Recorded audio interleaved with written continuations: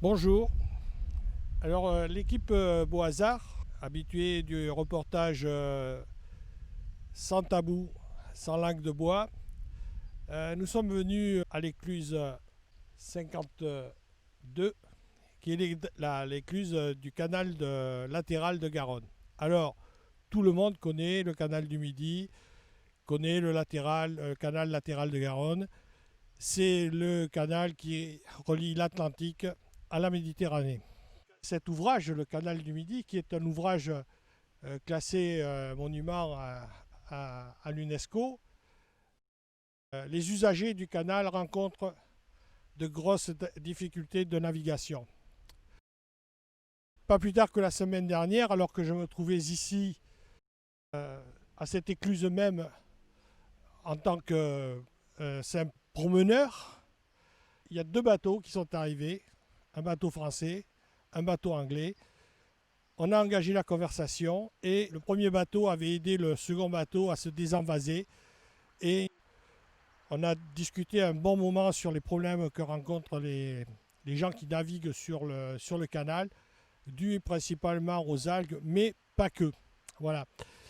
Et ensuite, nous avons fait nos petits-enfants, on a fait une promenade sur le canal et là, on a pu mesurer l'ampleur des dégâts. En effet, la personne, c'est son gagne-pain d'organiser des promenades sur le canal. Tous les 150 mètres, tous les 200 mètres, il est obligé de s'arrêter, dégager son hélice, faire une marche arrière pour se désengager les algues et tout ça.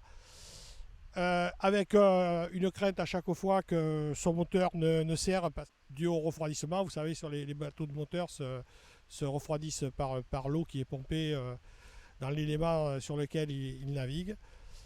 Et étant aussi connaissant du secteur et connaissant quand même les lieux et l'ayant emprunté il y a plusieurs années, j'ai pu me rendre compte par moi-même qu'il y avait une réelle dégradation de la navigabilité sur ce canal.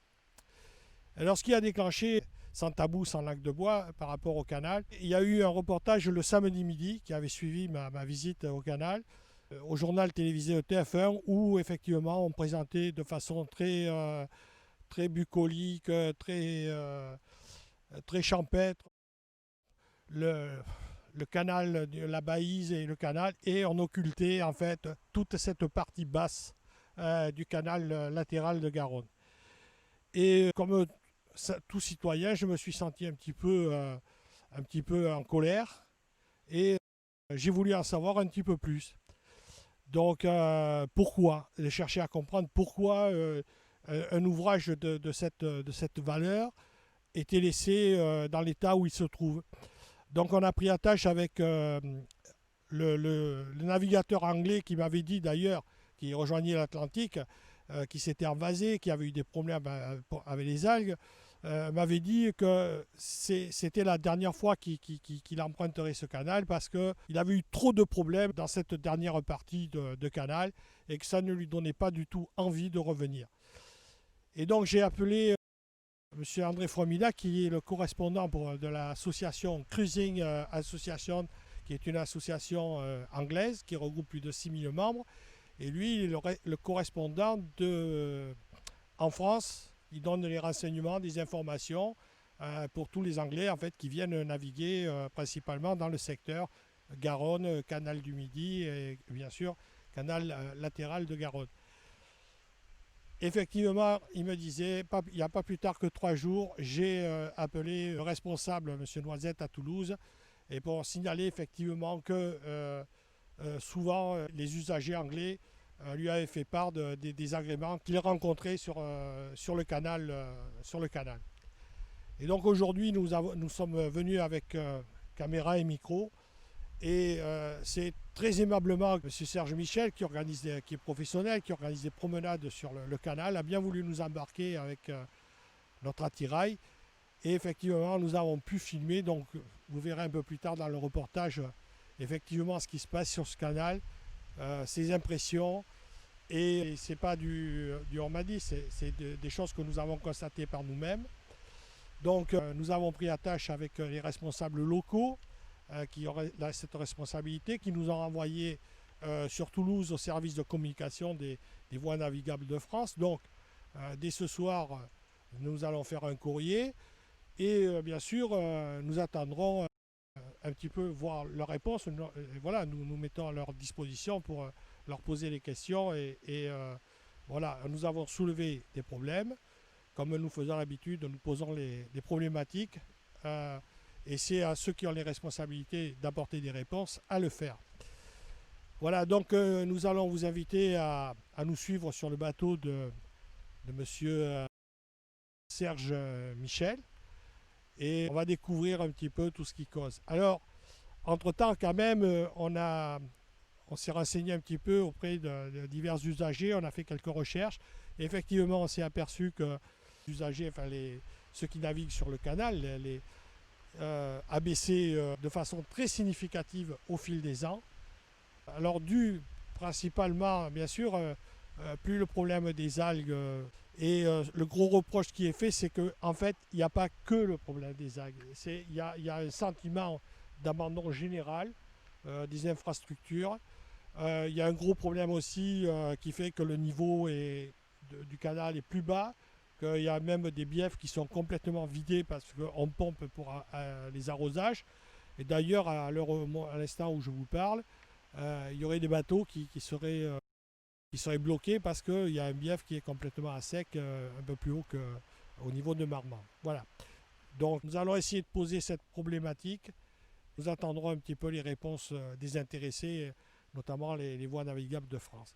Alors nous vous invitons à nous suivre sur ce magnifique canal qui, soit dit en passant, certains nous ont dit, au train où vont les choses, le canal va devenir un égout à ciel ouvert. Donc la question, alors, est-ce que cette allusion est maximaliste? Est-ce que c'est tout simplement un cri d'alarme des usagers du canal? Nous le saurons, nous essaierons d'en savoir un petit peu plus à la fin de ce reportage. Suivez-moi s'il vous plaît.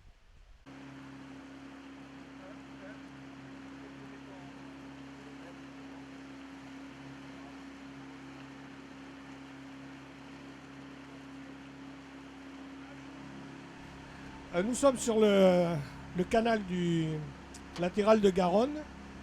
Nous venons de partir de l'écluse 50 à Bassane. Nous sommes sur le bateau avec Serge Michel, oui. Donc,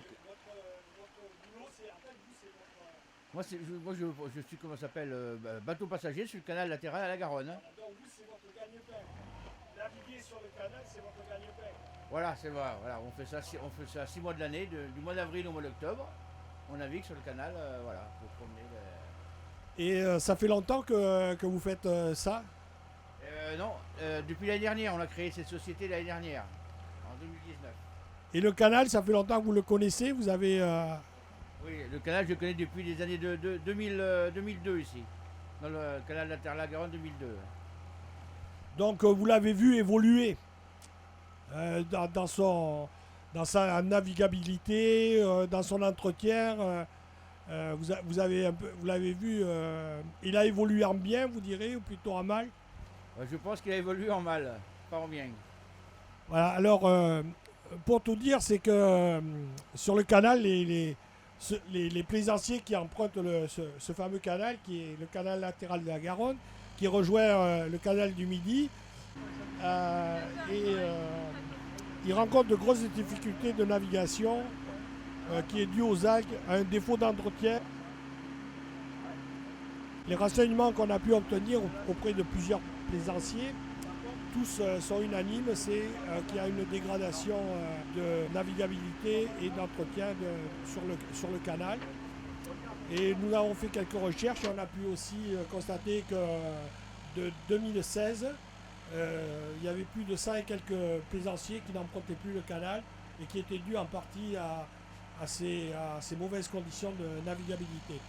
Alors c'est dû à une algue qui envahit, et cette algue, comme vous le verrez un petit peu plus loin, et déjà autour de nous, là, vous pouvez regarder, voir, C'est une vraie problématique pour ceux qui ont des bateaux.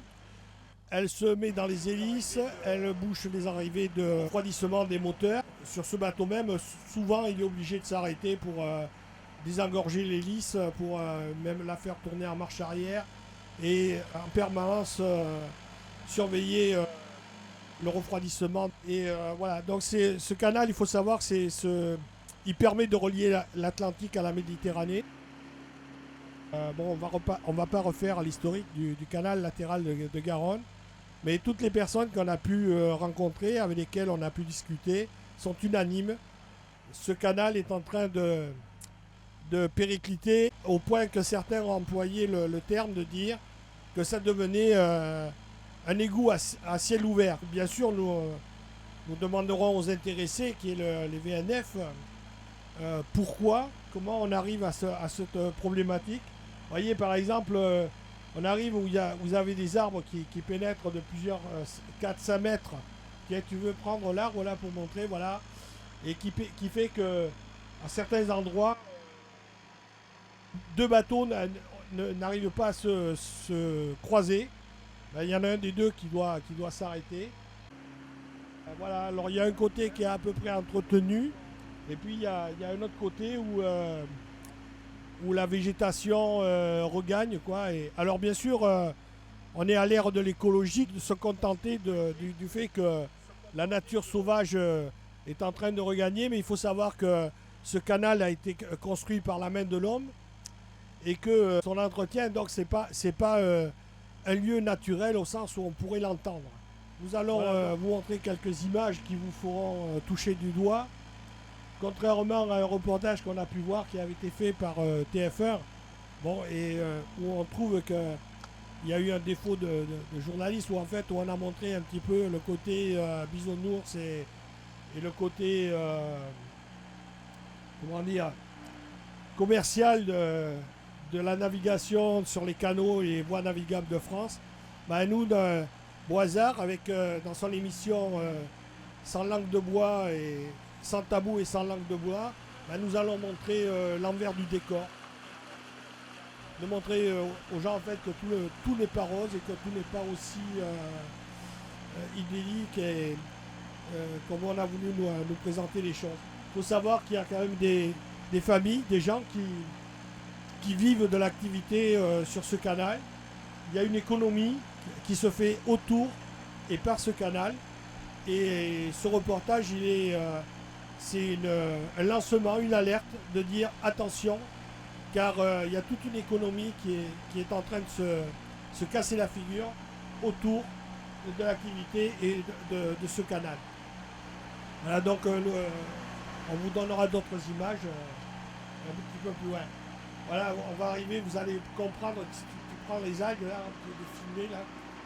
Voilà, alors, et là on est dans des parties qui sont encore disons à peu près navigables, mais il y a des endroits où on m'a fait part que des gros bateaux de plus de 11 mètres, ça les freine tellement qu'ils ne sont même plus manœuvrables. Ça pourrait être un endroit de vie et de relation avec la nature.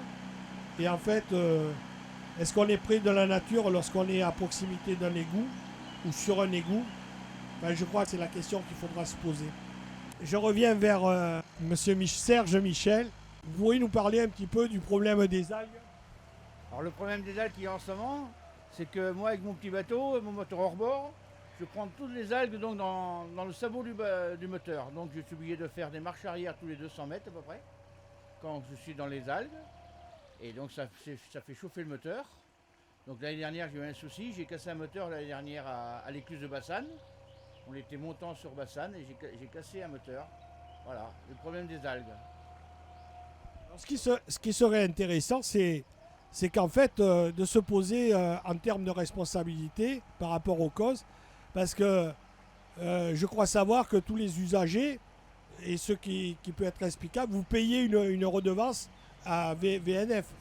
Oui, on paye une vignette, oui. Moi je suis professionnel, donc je paye une vignette professionnelle pour naviguer sur le canal latéral à la Garonne, ouais. Voilà. Donc, à minimum, lorsque vous payez, c'est pour donner un ordre d'idée à nos téléspectateurs, est-ce qu'on accepterait de payer un péage d'autoroute et que vous ne pourriez pas circuler dessus parce qu'il y aurait tellement de nids de poules et ça serait tellement dangereux que vous risqueriez de casser votre véhicule? Qu'est-ce que vous feriez dans ce cas-là? Alors le vrai problème, c'est au-delà de tout discours, c'est de se poser les vraies questions. Est-ce que, comme monsieur a cassé son moteur, mais on a eu d'autres plaisanciers qui nous disent on est obligé de naviguer avec les yeux sur le manomètre de température et ils sont obligés de s'arrêter, pareil, de nettoyer les entrées, etc. Il y a un problème juridique qui serait peut-être intéressant sur lequel on peut se pencher, c'est que lorsqu'on vous demande une participation de payer, est-ce qu'on n'est pas en droit d'attendre un minimum de navigabilité sur la partie et sur les lieux pour lesquels vous payez une taxe ou une vignette. Autant, en discutant avec les usagers, ils trouvent normal qu'il y ait une participation qui soit demandée pour l'entretien, etc. Autant on pourrait exiger un minimum de navigabilité. Qu'en pensez-vous, Serge? Par rapport justement au fait que vous avez cassé votre moteur, que vous payez un droit de navigation et qu'en fait le minimum de navigabilité n'est pas assuré. Ah non, c'est pas du tout assuré, il n'y a pas du tout d'entretien par rapport au niveau du canal, c'est sûr, oui. Bon, le problème qu'on rencontre en ce moment, c'est le problème d'eau. Parce que là, ils ont baissé les biefs, ils veulent mettre les biefs au niveau 0. Donc à 0, ça veut dire qu'on a presque pas d'eau pour naviguer. Ça fait à peine, ça fait quoi? Ça fait 0,81 mètres d'eau, à peine. Et avec les algues, le prochain bief où on va passer sur les algues on les attrape à la main. Il n'y a plus d'eau là. Voilà. Donc ça devient innavigable. Donc on vous fait payer un droit de navigabilité et vous ne pouvez pas naviguer. Voilà. Donc voilà. Mais ce que nous dit Serge Michel, ce n'est pas le premier plaisancier qui me dit ça. Je me trouvais jeudi dernier à l'Écluse où un bateau, un plaisancier anglais s'était envasé, justement à cause de la baisse de ses niveaux, qui était due à une rupture de digue. C'est ça, une rupture de digue. Oui, voilà, c'est une rupture de digue qu'il y a eu dans le bief 50. Donc, juste après l'écluse de Bassane, à 50 mètres sur la droite de Bassane, il y a une rupture de digue il y a 8 jours à peu près. Ouais, voilà.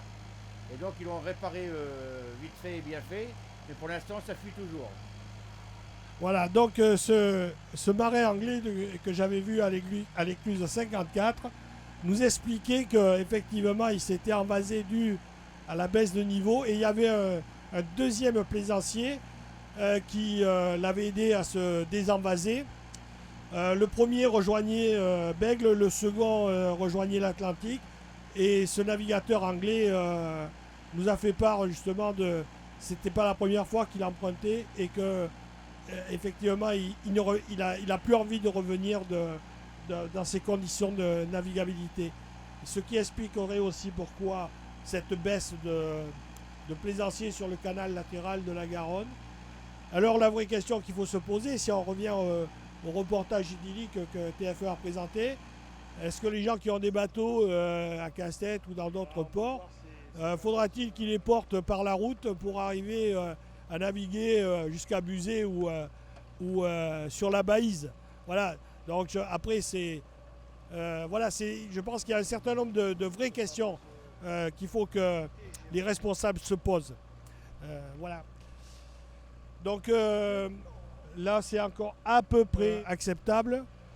Mais il y a des endroits où vraiment c'est vraiment des épaisseurs et il y a un vrai danger pour le matériel. Et puis voilà, ça devient naviguer dans ces conditions, c'est plus un plaisir, quoi. Ça devient très terrible, ça devient dur. Alors il faut savoir aussi que quand vous avez une affaire comme celle de Serge Michel, où effectivement il y a des rotations qui se font, le fait de s'arrêter, de nettoyer, de repartir, ça lui ampute largement le fait de ses rotations et de sa rentabilité de son matériel.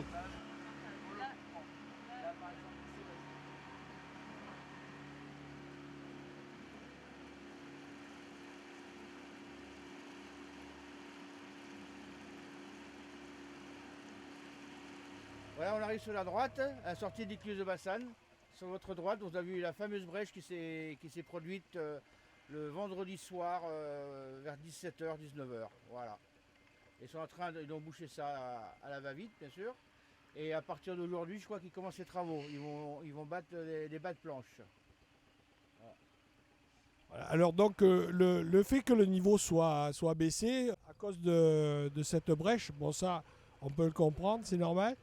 Sauf que j'ai eu des habitués du canal qui m'ont dit qu'en fait c'est pas que la brèche qui fait que le niveau soit plus bas que d'ordinaire.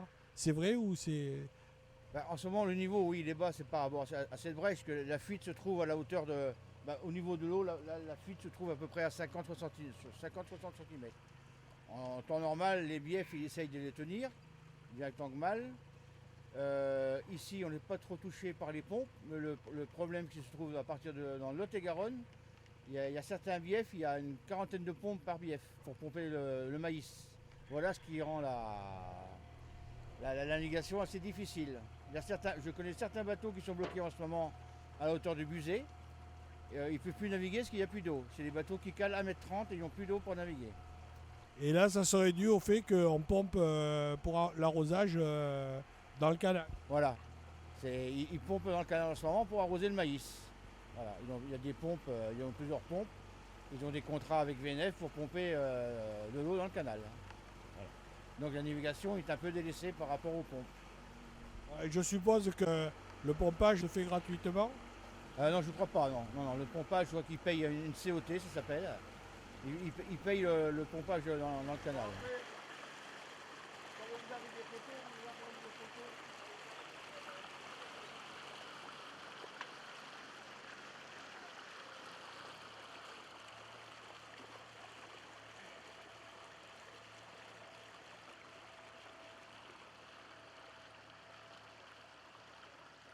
Défiler à vélo, qui laisse défiler, laissez pas le remonter, laissez défiler.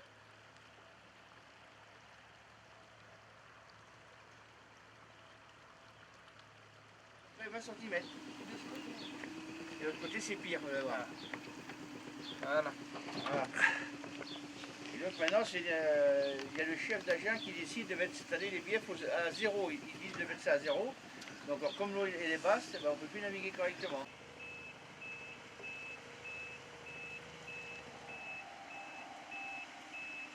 Alors, moins 10 qu'il y a, non, moins 5, moins 6, moins 7, je vois pas trop.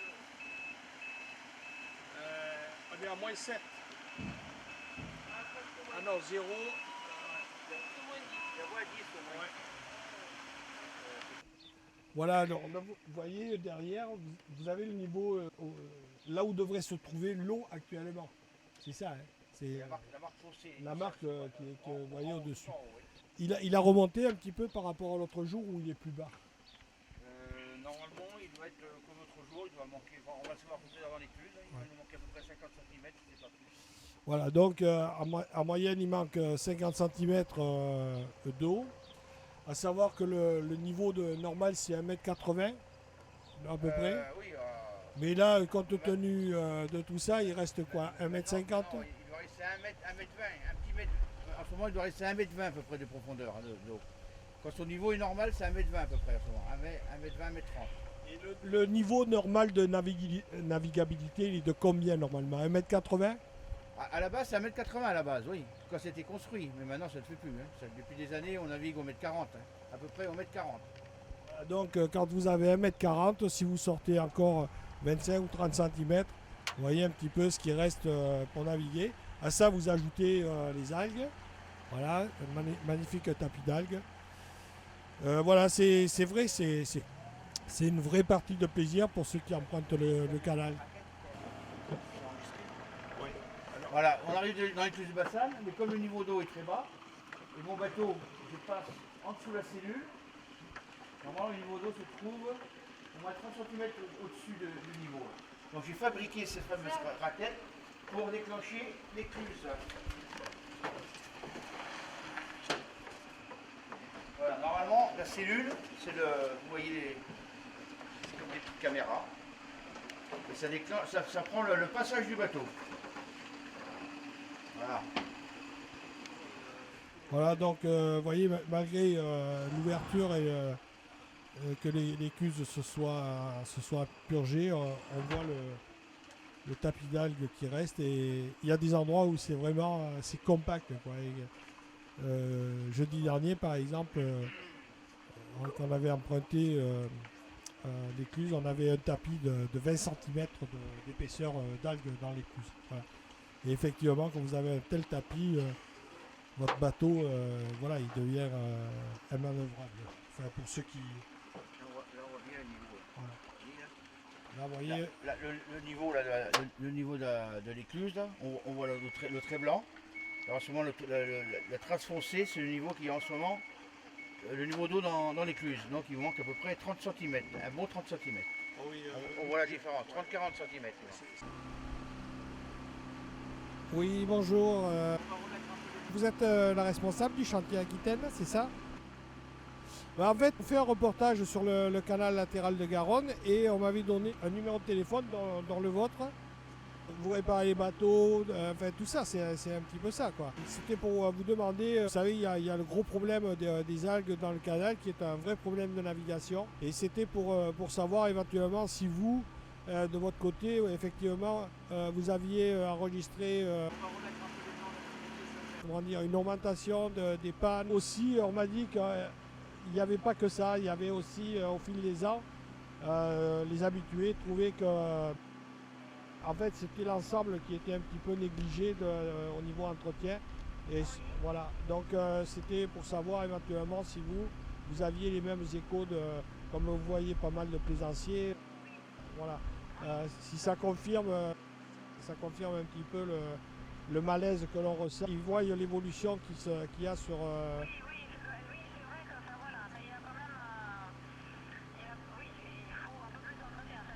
Voilà.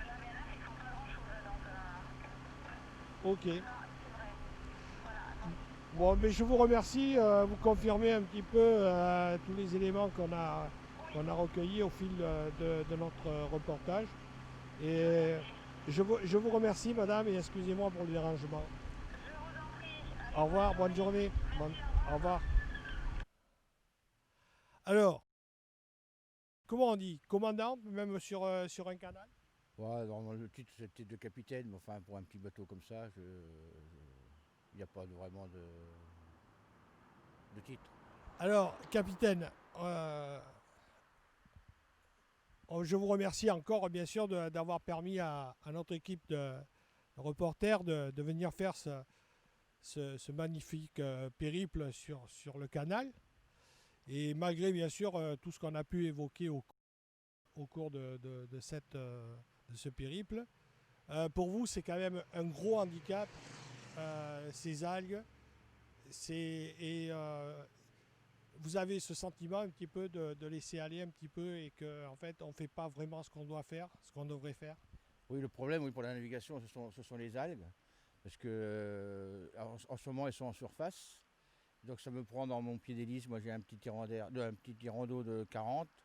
Donc à chaque passage de bateau, surtout les gros bateaux qui calent 1,30 m ou les voiliers, eux, il faut carrer les algues et les hélices, ça coupe les algues. Et les hélices, ils font surface. Et moi, avec mon petit bateau, je prends tout dans le pied d'hélice et j'ai des problèmes de surchauffe du moteur, ça me bouche mes crépines. Et donc voilà, c'est un handicap pour naviguer sur le canal, c'est sûr. Alors j'ai vu aussi également, là, quand c'est un petit peu cette journée que j'étais venu en simple particulier, où j'avais pu remarquer que, mais on l'a évoqué aussi tout à l'heure tout au long, c'est le fait que vos tours de promenade sont ralentis, donc vous avez comme tout le monde subi le Covid-19. Et en fait, ce problème d'algues vient en plus plomber un petit peu tout ça, quoi. Au lieu de vous faciliter la vie, ça vient vous compliquer la vie. À vous, mais pas qu'à vous, à tous les usagers du canal. Voilà, tous les usagers du canal, oui, bien sûr. Et même pour moi, je fais des tours d'1 h 30, donc je pars de l'écluse 51 pour rejoindre l'écluse de Bassane. J'ai 1 h 30 de promenade avec ce problème d'algues, donc je perds un quart d'heure à chaque tour, donc je suis obligé de faire des réservations, de prévoir à peu près une demi-heure de battement par rapport aux réservations. Voilà, donc ça me fait, sur la journée, ça me fait perdre un tour à peu près. Un tour de promenade sur la journée. Voilà, donc un tour de promenade perdu avec, vous pouvez embarquer 10 personnes. Voilà, ça fait, voilà, et puis ça, vous le multipliez sur la saison. Ça fait. Je n'ai pas fait les comptes encore, on verra ça à la fin de la saison, mais c'est vrai. Ça fait quelques passagers en moins, oui. Alors, le sentiment qui ressort de tout ça aussi, c'est que plus les années passent, c'est de mal en pis. C'est ce qui est ressorti de tous les témoignages qu'on a pu recueillir des plaisanciers. Est-ce que vous aussi, parce qu'en fait, on dit il y a le problème des algues, mais il n'y a pas que le problème des algues. Il y a un laisser-aller, un abandon un petit peu de l'entretien. Oui, il n'y a pas que les algues, hein. Vous avez donc la vase qui s'accumule d'année en année. Vous avez les feuilles mortes qui sont tous les ans les feuilles de platane qui tombent dans le canal. Et tout ça, ça s'amorce dans le fond. Et à chaque sortie d'écluse, donc les déversoirs, vous avez un système que la vase passe les feuilles. Donc ça fait, on appelle ça des tocs, c'est des amas de vase qui sont énormes. C'est très dur comme du béton. Et il y a souvent des bateaux qui s'échouent dessus. Et ils passent quelques heures même à se dégager, même s'ils cassent du matériel. Ouais. Oui, c'est ce que cette casse, ça nous a été un petit peu confirmé par les gens du chantier que nous avons interviewés. On a voulu justement se renseigner et ils nous ont confirmé un petit peu tout ce qui a été dit. Qu'est-ce qu'on peut espérer? Parce que c'est quand même un monument classé, le canal. Oui, il est classé UNESCO. Et qu'est-ce qu'on peut espérer que VNF qu'ils fassent leur travail correctement.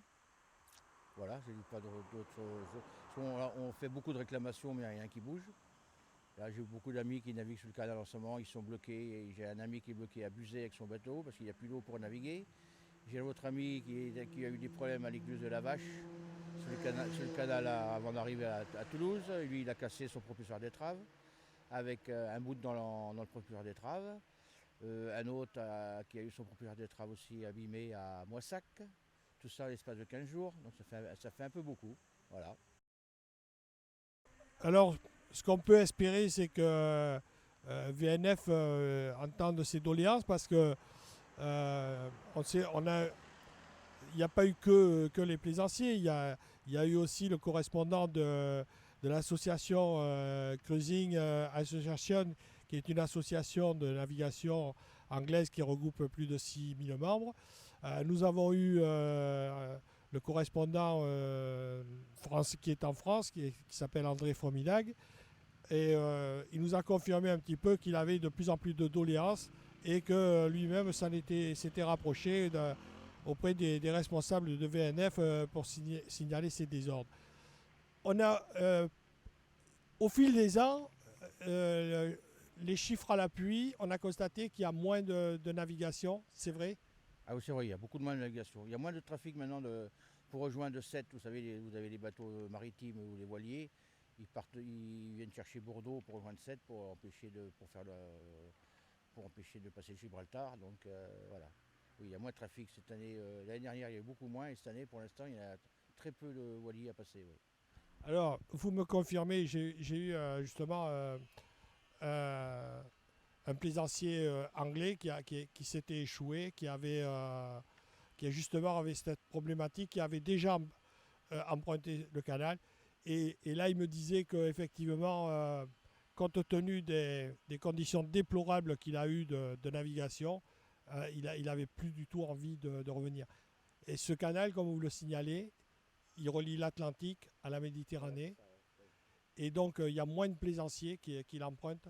Ouais, il y a moins de plaisanciers à l'emprunter parce qu'ils ne peuvent pas naviguer. Parce qu'un voilier, normalement, un voilier cale à peu près 1,50 m quand même. Ils sont quillards sur 1,50 m. Donc il y a beaucoup de voiliers. Maintenant, ils hésitent à prendre le canal. Ouais. Bon. Alors, il y a eu d'autres plaisanciers qui m'ont dit qu'en fait, si on laissait le canal aller à volo ainsi, que ça finirait par devenir un égout à ciel ouvert. Oui, si on veut, oui. On peut penser à tout, oui. Voilà, c'est ça, oui. En fait, c'est un cri d'alarme, cet égout à ciel ouvert. C'est de dire, le message, c'est de dire attention, on va au mur. Oui, peut-être, oui. C'est peut-être ça, oui. On peut aller au mur, oui. Depuis quelques années, c'est vrai que ça se dégrade de jour en jour. Oui. une fois encore, je vous remercie de nous avoir permis de nous embarquer, d'avoir pu filmer parce qu'il y a quand même de belles images sur ce canal. Elle vaut savoir encore le détour. On dit quand même continuer à venir. Plus il y aura de monde, plus le canal vivra, plus ça incitera les responsables à faire des efforts. Oui, c'est ça, oui, bien sûr. Oui. Plus ça sera vivant, mieux c'est. Mais bon, c'est très dur à faire ici. Je trouve que le tourisme, c'est très dur à démarrer. Depuis quelques années, c'est très dur. On essaye de faire démarrer, mais on n'est pas trop épaulé par, comment je dirais ça, un peu par les maires et tout ça. On n'est pas trop épaulé par l'environnement, je veux dire. Alors, messieurs les élus, le message est passé, messieurs du VNF, le message est passé. Il y a un magnifique cadre. On a un site classé de l'UNESCO et on le laisserait mourir. Voilà, avec cette histoire de coronavirus, on n'a pas besoin de traverser toute l'Europe pour voir des endroits magnifiques tout le long. C'est quoi? C'est un livre d'images qui se déroule? Oui, c'est un livre d'image, oui, bien sûr. Oui. Il y a plein de choses à voir, c'est magnifique. Voilà, c'est. Comment je dirais ça, moi. Les oiseaux. Voilà, la faune, il y a la faune, oui, il y a beaucoup de faune. Ah, voilà, la faune et la flore, voilà. Et les algues. Et les algues. Je vous remercie, Serge Michel. Moi qui vous remercie. Au revoir. Au revoir. Et bon vent. On dit pas bon vent. Bon vent, c'est pour les voiliers. Oui, généralement, ouais. Qu'est-ce qu'on dit? On dit bon vent. Bon vent aussi. Voilà. Merci. Je vous remercie. À bientôt. Alors, bien sûr, nous avons essayé de prendre attache avec VNF, les responsables de VNF. Ça a été un petit peu difficile, mais enfin, nous avons pu avoir la personne compétente et concernée, en la personne de M. Dominique Barras, qui a pris ses fonctions il y a environ un peu plus d'un an, à la direction territoriale sud-ouest. M. Barras, lui, a la responsabilité de la partie du sud-ouest, hein, c'est-à-dire Castet-en-Dorte jusqu'à Buzet, Agen, toute cette partie-là du sud-ouest. Mais pas seulement, c'est pour ça que nous sommes aussi aujourd'hui à Langoiran, pas seulement le canal latéral de Garonne, mais aussi la Garonne. Alors donc, je lui ai fait part de ce que nous avons découvert au niveau du canal. On est resté assez longuement au téléphone. Il m'a expliqué qu'il avait pris ses fonctions il y a un peu plus d'un an. La première chose qu'il avait fait, c'est d'essayer de faire un état des lieux. Et qu'en fait, tous les problèmes que nous avons soulevés, il a bien conscience qu'ils sont réels. Mais il m'a expliqué un petit peu toute la difficulté qu'il y a à gérer les parties du canal, ne serait-ce que quand c'est la période de chômage, de curer le canal. Il faut des autorisations préfectorales, comme ça. Alors vous avez la Gironde, vous avez l'Lot-et-Garonne. Lorsqu'il faut faire le nettoyage des algues, c'est pareil, il faut des autorisations. Donc c'est très lourd, mais il n'y a pas que la navigation qu'ils ont à gérer. Ils ont à gérer aussi par rapport à les champs d'agriculture, l'arrosage, bien sûr, puisque l'agriculture, au niveau de l'agriculture, mais aussi les usagers en eau potable, etc. Donc c'est très compliqué pour gérer, puis pour pouvoir essayer de coordonner un petit peu tout ça.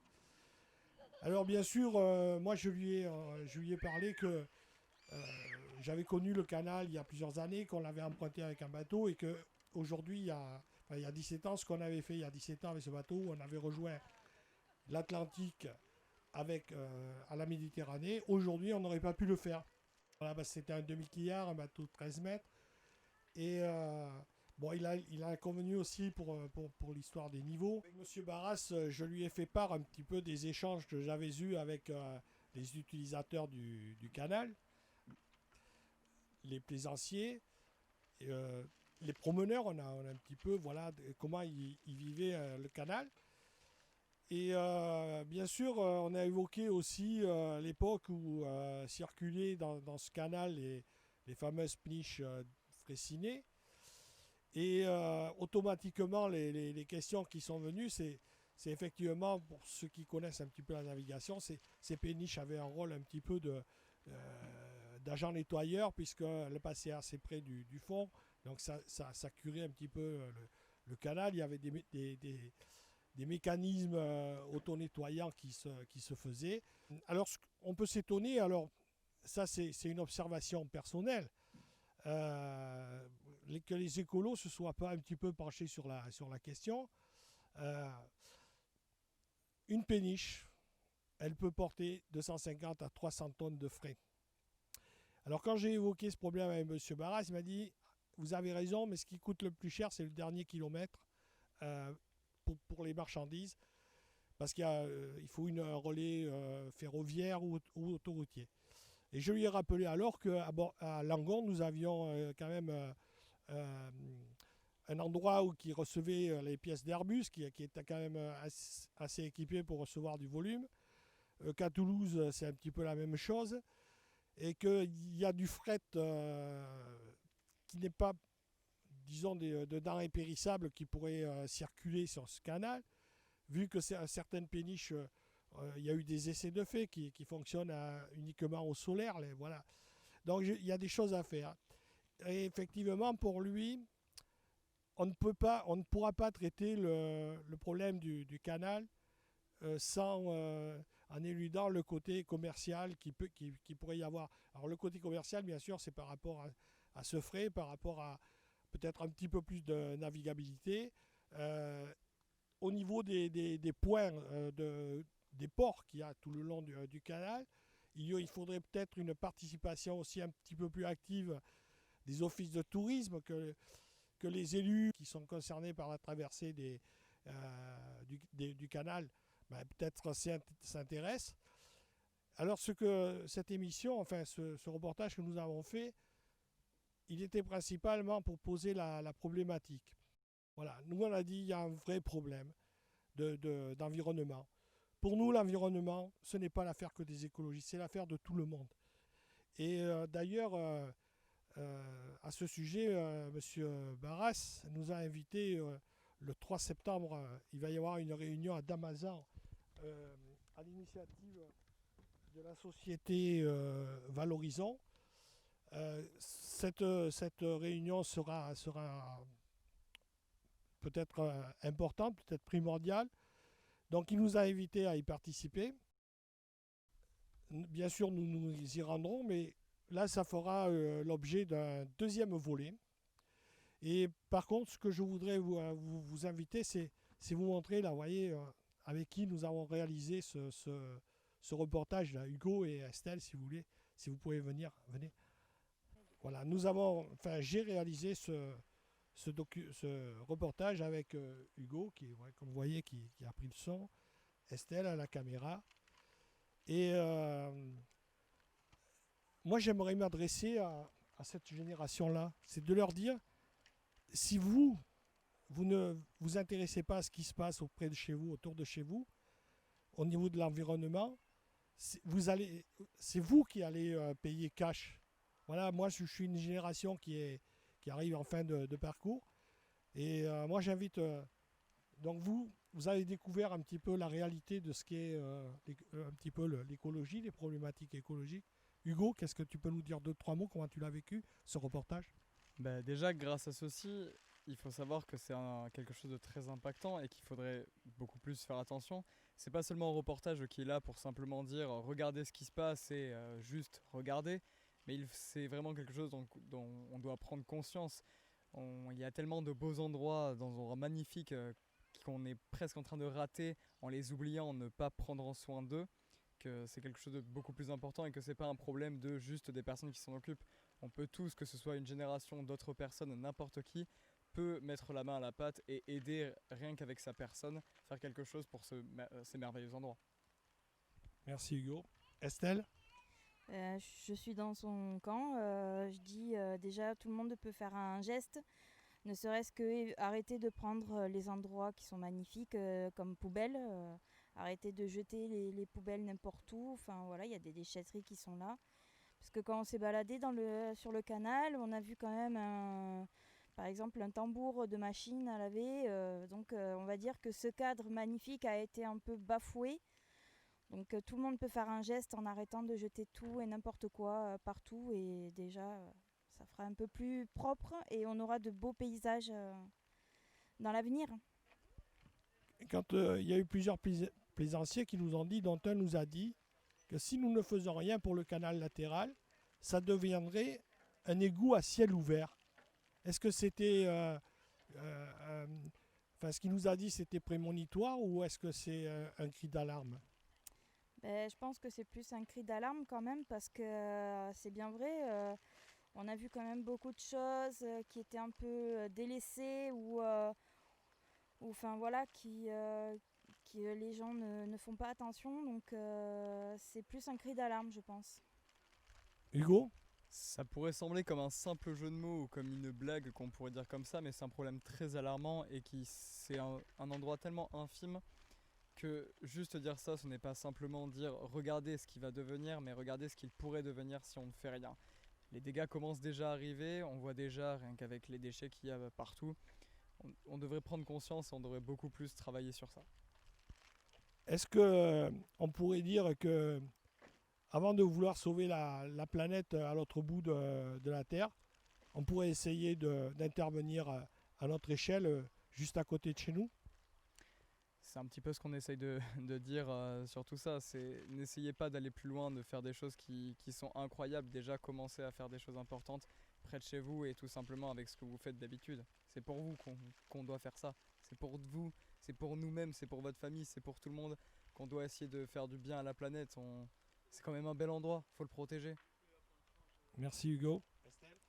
Oui, c'est pour laisser aussi aux générations futures un bel endroit, pas une déchetterie, parce que les gens, si on les laisse faire, la France va devenir une déchetterie un peu partout. Donc voilà, continuer le recyclage à la maison, ne pas jeter ses détritus par-ci par-là, jeter les verres, enfin faire les recyclages normalement.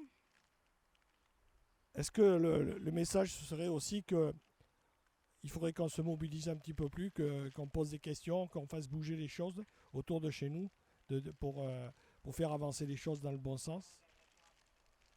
Oui, c'est déjà en parler un peu à notre entourage, qui notre entourage va en parler de leur côté aussi, pour voilà, essayer de réduire un peu ça.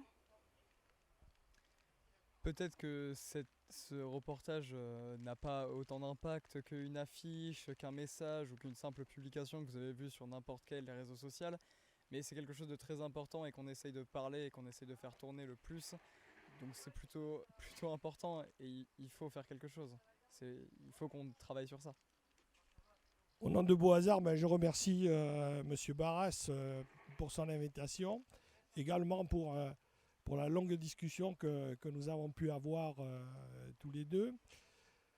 Donc c'est un dossier qu'on va suivre. On fera un deuxième volet. Et puis on va quand même se quitter sur une note un petit peu. On va vous passer quelques images. Vous verrez que le canal, c'est pas seulement une promenade où, j'allais dire, allez, je vais être un petit peu provocateur, où les écolos viennent promener leur jolie tenue fluo avec bandeau et tout ça. Le canal, c'est autre chose. C'est un bassin de vie. Voilà, Et quand M. Barras dit qu'il faut redonner de la vie et que avec l'économie aussi, remettre du commerce, remettre de la vie économique autour du canal, sur ce point-là, je le rejoins. Donc c'est un dossier que nous allons suivre. Donc rendez-vous après le 3 septembre, on va voir ce qui va se passer, quelles orientations vont être prises. Voilà, on va s'écarter, puis on va vous laisser regarder, admirer. Alors pourquoi Langoiran? Oui, voilà, parce qu'il avait dit une chose importante, c'est qu'on ne peut pas dissocier la problématique du canal latéral de Garonne de la Garonne. Et il faut savoir que vous voyez le quai à Langoiran, pourquoi nous avons terminé notre reportage ici? Parce que ce quai qui a été aménagé, quand vous allez le voir un petit peu, on va vous donner quelques images, il a été fait en collaboration avec VNF, la mairie de Langoiran, le département pour les principaux Si j'oublie des partenaires, qui m'en excusent. Et voilà, donc voilà, ce qui est important, c'est que quand il y a une volonté d'interagir, ça se fait. Voilà.